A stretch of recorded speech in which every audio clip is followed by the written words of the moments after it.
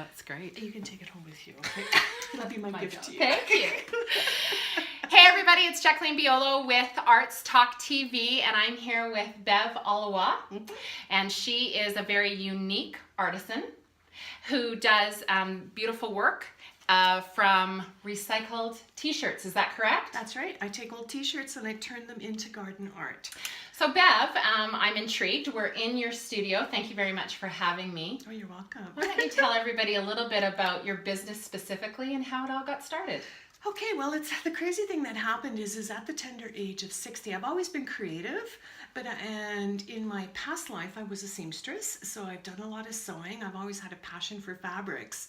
And of course, when you're a young mom and you're growing up and like it's crazy busy, you just don't have that outlet for yourself.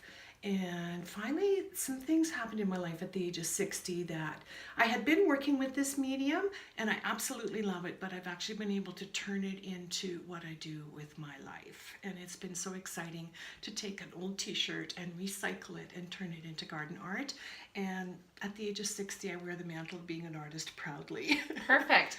So you've talked about taking recycled t-shirts, but really when I'm looking at this beautiful piece, Marilyn, you've called her. Yep. So where am I seeing, or how do you transfer a t-shirt into something like this? Okay, well, so the vase, the piece that she's sitting on is actually an old bud vase that was cracked.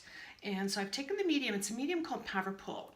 And it comes in several colors. This one was the transparent one because I love the color of the silk vase that I had, the silk scarf that I had. And when I was kind of figuring out what was going to sit on there, I put my doll on there and her arms were out like that. I'm like, oh, that's Marilyn. So Marilyn's dress is actually an old white t-shirt. And so this is some cotton fiber. The armature is electrical wire and tin foil. I sculpted tin foil. And so how did you learn to do this? I had taken a class a long time ago. I wasn't necessarily instructed by a lady that kind of kept the whole Paverpool system to it. But 3 years ago, we were at that stage, and you're probably not nowhere near that, but at the age where my husband and I are at that stage, it's like, should we sell? Should we stay? Should we go? Our house is big and we don't need all this room, but we love our yard. I don't know if anybody can relate to any of that. Right. And because I had been working with this product for a while as a hobby, I ran across the instructor who would teach the instructors.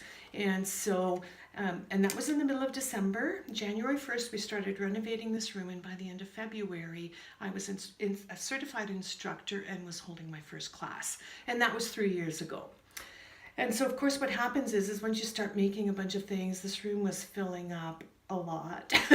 So then I needed to find some venues to show my art, to show the pieces so that I could make more pieces, because otherwise we were going to suffocate down here. Right. And so just for interest's sake, obviously we're surrounded by a dragon and we have Marilyn and you have some other beautiful pieces, but you are actually an instructor, correct? You have people That's that correct. come into Yep. your studio. Yep.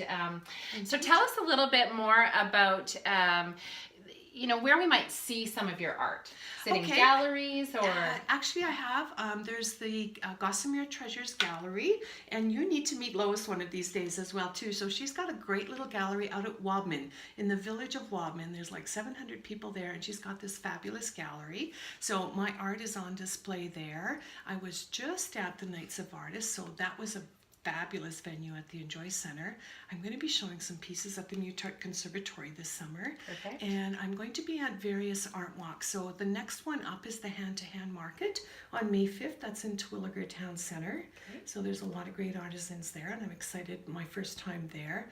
And there's a Leduc Art Walk as well too in the middle of July, so I'm super excited about that. So we've got a busy summer lined up to be showing my pieces. The hardest thing that I come up with is when I tell people that I have art for your yard. Number one, they look at me as though I'm crazy, and then when I tell them that this is safe to be outside year round, they haven't come to the art walk looking for art for their yard.